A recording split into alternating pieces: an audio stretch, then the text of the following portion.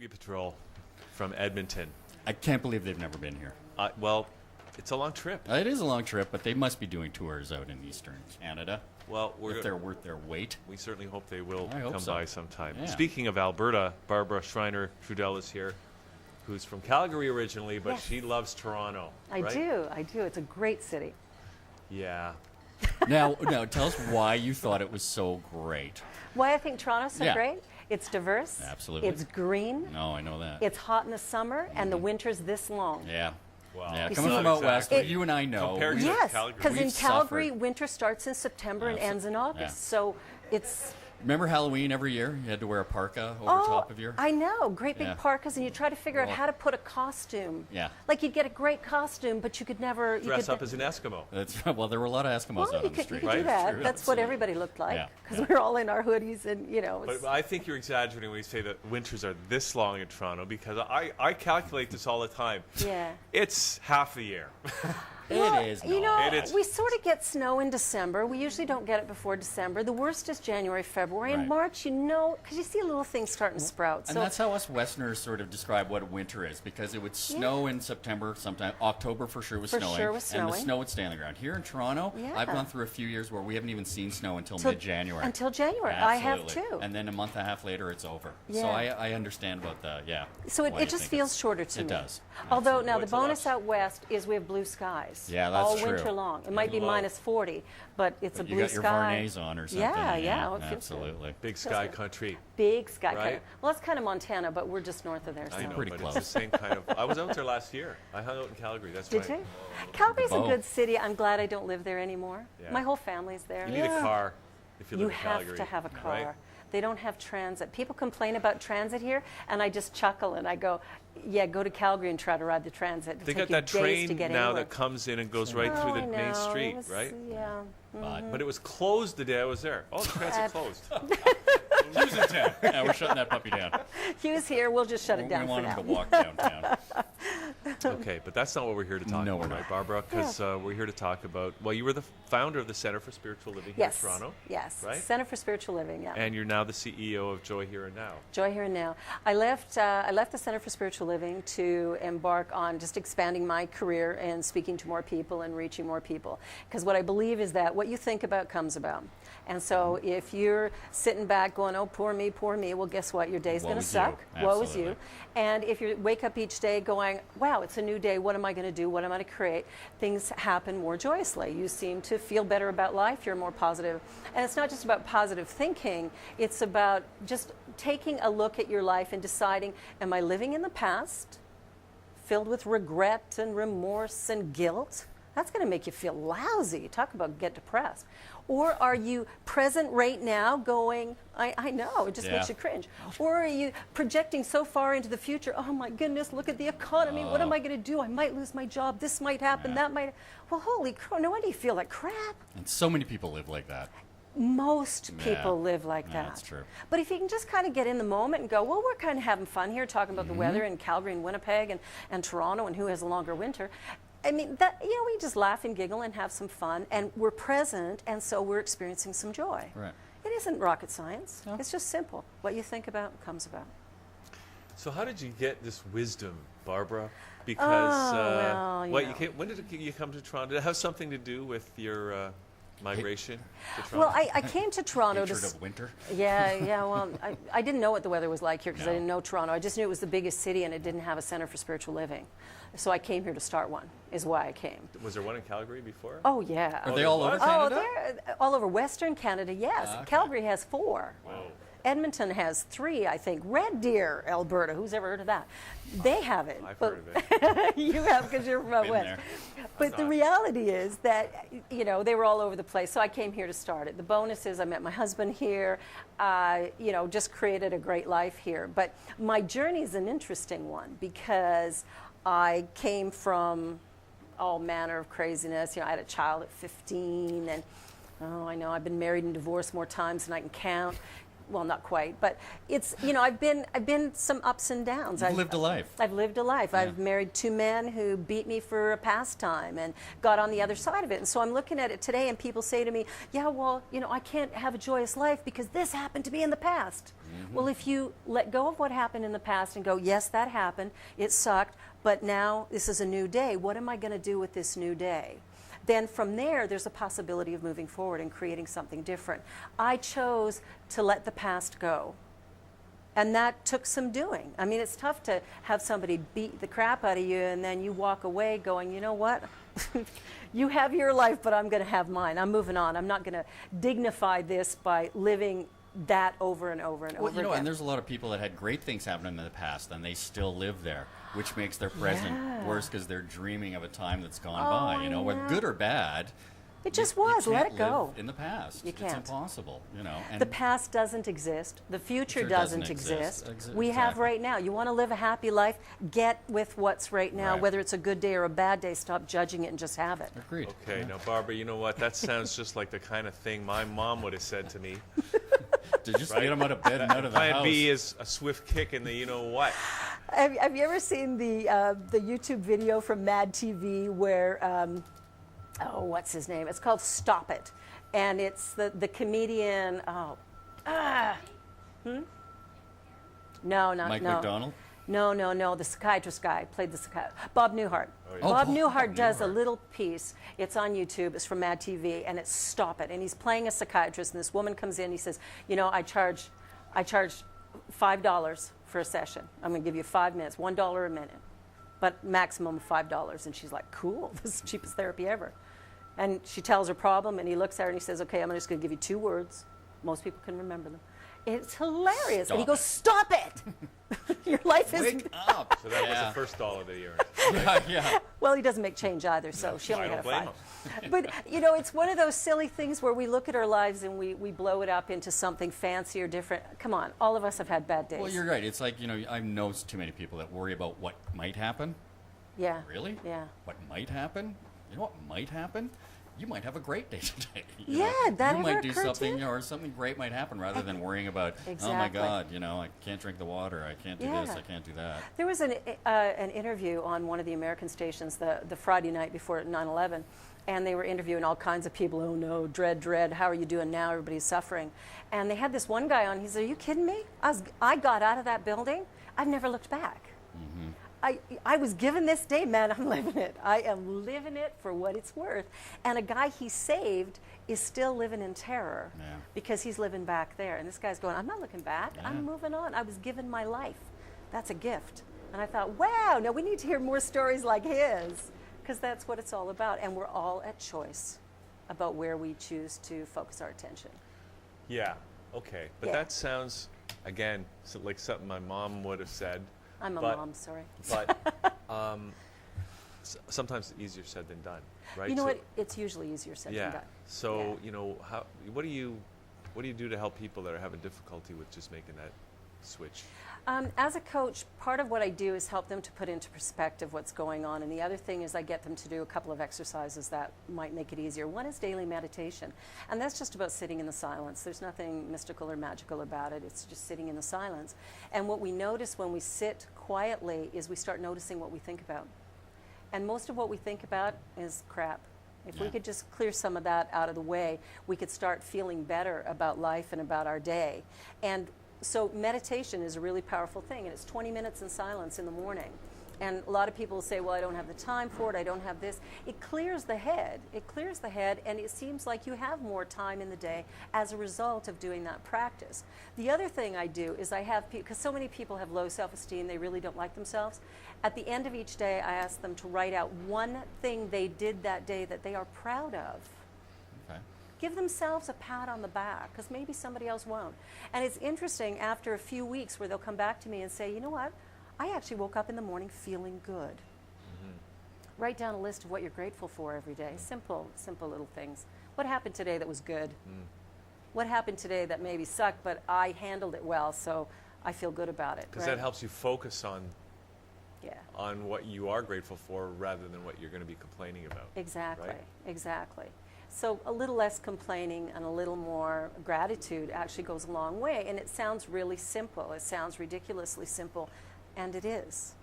This isn't rocket science. You don't have to have somebody extract your brain and put in a new one to get a new thought, right? I mean, I'm sure scientists are working on it. You got me thinking now, Barbara. it's just not necessary, right? We're the ones controlling our thinking, so we can change it, right? Is this the Absolutely. solution for things like depression? Do you course. think? I think depression is an unwillingness or inability to feel what's happening, right? Like we have all these emotions, and I think in our society we've really said to people, don't get too happy, and don't get mad, and don't do this and don't do that. So we've suppressed our emotions, and I think it's a bit like a pressure cooker where we've suppressed it so much that we're just sitting in that place of not feeling anything. If you don't allow yourself to feel anger or frustration, you're sure not going to be able to feel joy. You're not going to be able to feel happiness. Like we tend to suppress everything in this society, and then we take a pill for it. Instead of going, wow, I feel really angry right now. You didn't make me angry. I'm feeling anger because of something that's gone on. And I can check in with myself and go, wow, I'm really ticked. What is that about? Because it's never for the reason we think. But if we allowed ourselves, if it was safe in our culture to feel grief, to feel anger, to feel frustration, there'd be a whole lot less depression. Need a whole lot less pharmaceuticals, but that would kind of be bad for those companies. Yeah, wouldn't it? poor big pharma. I know. That runs our world. My heart goes out to them. Yeah, I know. They're not making enough trillions of dollars off of our misery. But people want that. I'll take Can I get that a out. pill that'll fix me? Give me a pill, because if I actually have to do the work, like you say, I mean, it's easy stuff, and it's like repetition. It's like working out. People will say, I haven't got time in the day. As soon as they start feeling benefits, they find the time in the They day find to the do time. it. Yeah, so 'cause it does feel good to yeah, do because you that. do get the benefits out of it. Exactly. But it comes with repetition and Exactly. continuance. So when I'm doing my coaching, I'll tend to work with people like once every couple of weeks, and I'll just give them some exercises to do to Right. get them thinking differently and to help them to see that they have within them the ability to create a life that they enjoy living. And it's never about money. It's never about the job that you have, the status, the initials prior to your name. It's none of those things. It's really an attitude only, and that we have control over. And so when I'm coaching people, I'm trying to get them to take a look at what they're thinking about themselves. And so often they think they're a failure. They think this or that. So if you can switch that and put it into perspective and go, what if what you bring to humanity at this point in time is necessary? Oh boy, you got me thinking about another question now, Barbara. Oh, good. Just because you're so spiritual and everything, what's going to happen in 2012? Nothing. Okay. We're just going to continue on. Absolutely, continuing on. I'm with you on that one. I think it's just a shift in consciousness. I think we've lived a certain way. We've had wars and we've had greed and we've had all kinds of stuff. And I think people are starting to go, well, this isn't really working for us, so what else could we do? What could we do different? And I think there's a big change. I think it's been occurring for a couple of years now, and I think it will continue to occur for a few years after, December, whatever, 2012. We're just shifting consciousness. Collectively, we as people are looking at life a little differently, and we're realizing that our thoughts have an impact on the world around us. So we're beginning to change that, and that's all it's about. My thought, anyway. Okay. Well, I guess part of that change of consciousness is something that you help people to do with the coaching, right? And is that what Joy Here and Now is really all about? It's really about that. I do a couple of things. One is I do corporate speaking, and part of the corporate speaking is handling tragedies. Every now and again, there's things that happen in big business that are quite big tragedies that impact not only one or two people, but a great number of people within the organization. So what I'm in the process of marketing right now is the ability to go in and to assist that group of people coming to terms with what had happened so that they can begin to move on. The number of sick days that a company they send people for counseling. Who goes? I'm not going for counseling because they might report back to my boss and say I'm unfit to work. I got to work to pay my bills, right? So people sometimes move on even when they're not ready. But I feel like I could come in. I've had 12 and a half years experience as an ordained minister helping people deal with grief. And what I've noticed is when you put a group of people in one room who have one common grief issue, it's fascinating how quickly they will come to terms with it if you address it head on. And shared.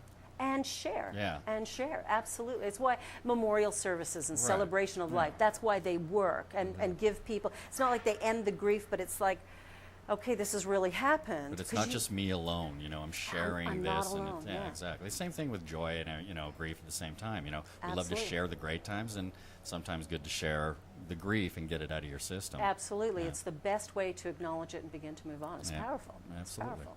Yeah. So who's the ideal person that you want to work with and try to help? The one who's ready Yeah. to change their stars. I'm not interested in working with people who are sitting back going, fix me, because they've got to do it themselves. Yeah. I can only be a guide. So I'm looking for the person who goes, done. I'm done living this way. I'm ready. On the back of my business card, it says, are you ready? Because if you're not, call me when you are. Because I think a lot of times, I think people are in love with their problems. Oh, yes, we love our story. Yeah. I used to tell my story over and over and over and over and over and over and over. And one of the first things I tell people is, stop it. I stopped telling my story when I realized that I was living it over and over and over again. You know, second violent husband, you start to click in, what's the constant here? Me. Yeah. You know, I've got a role to play. It's not my fault they behave the way they do, but it is my fault that I'm there. That you're there in it. That yeah, I'm there. You have to remove yourself. and Absolutely. quit looking at yourself as a victim, you know. Yeah, And not a victim, I'm a volunteer. right, right. Very unconscious of it at the time, but once I Yeah. got that piece, I was able to move out of it and not go back. I have a great marriage, Yeah, you see, know, yeah. great kids, life is good. So you got to be ready. You got to be ready But if you don't want to you- work with me. Yeah, no, don't you run into people that say they're ready, but then they're not really ready? Yeah. So how do you And- know if you're really ready? I think oftentimes for people, they're at that place where they cannot see their way out of the pit. They're sitting. It's like they're on their knees in the ditch, going, "I can't do this ever again." And they just know. It was like when I ended my marriage with the second violent husband, and I went, "I'm not doing this again," and I don't know how to change that, but I know I'm not doing this again. And so I started working on myself to find a way. And so what I do is I help to take people through the journey. And it's generally not very long either. It's not like psychotherapy where we're going to meet for the next 25 years, you know, once a week. I don't do that. I like to meet with people just a couple of times and get you moving on a plane that's going to give you actions that you do yourself.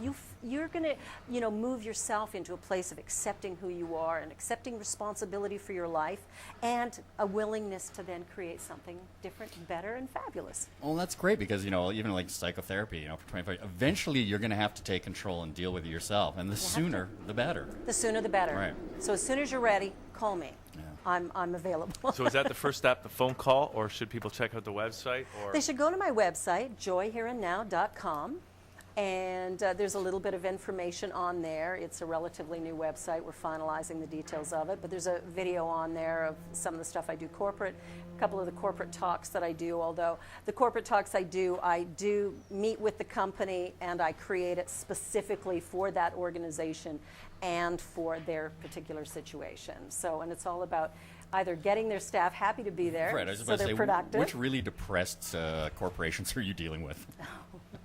I'll So tell I you. don't have to invest in her. Sorry, I'm just kidding. But Yeah. it's a horrible milieu sometimes, if you will, the corporate world. Yeah, You it know, is, the it cutthroat is. sort of, you know. So Yeah. now, so is this something that the, you know, CEOs and stuff say, okay, we've got maybe a problem with the staff or a perceived problem or prevention Yeah, before I've it got gets ugly? one company that just notified me, and we have a confidentiality thing, but there's a whole turmoil within the reorganization of the whole company, and as a result, it's created all manner of chaos. So I'm just in the process of evaluating where they're at, and then I'll put together the product that will best Gotcha. suit that group of people in their situation, and that's the way I work with it, because I can't, you know, create a one-off. You know, there's speakers who have one canned talk and they give that to everybody everywhere they go, but Right. I don't do that. Good. You know, working as a minister for 12 and a half years, I needed a new talk every single week for Right. the very same group of people, so I had to Yeah. keep it fresh, a right? sermon?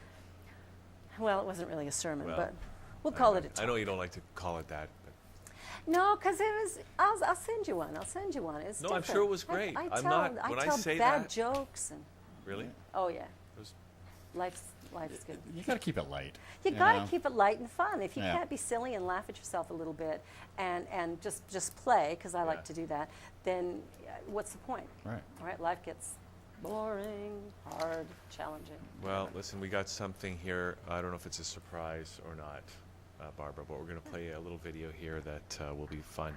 But so people, again, check out the website, joyherenow.com, right? Joyherenow.com. Yeah, that's where they'll find me. And I've got a 1-800 number on there for anybody who's out of town. They can call toll free.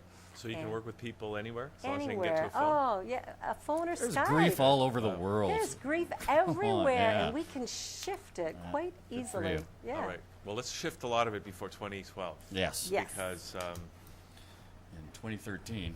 who knows what's going to happen if we don't. Yeah, we don't know what's going to happen, but it's all good. All right. Barbara, this is great. Thanks for coming in. This was lots of fun. Thanks, you. It was Thank great you. to be here. And Thanks. we're going to come back in a couple of minutes with Gino Walker as Liquid Lunch hits the home stretch on the last day of September. We'll be right back after this. Down. Sometimes I won't be still. Sometimes emotion rough and only pain I feel. And then a voice not far away, it sings into my heart, eases my troubled mind, just like a mother's love. I take the time to listen, to listen.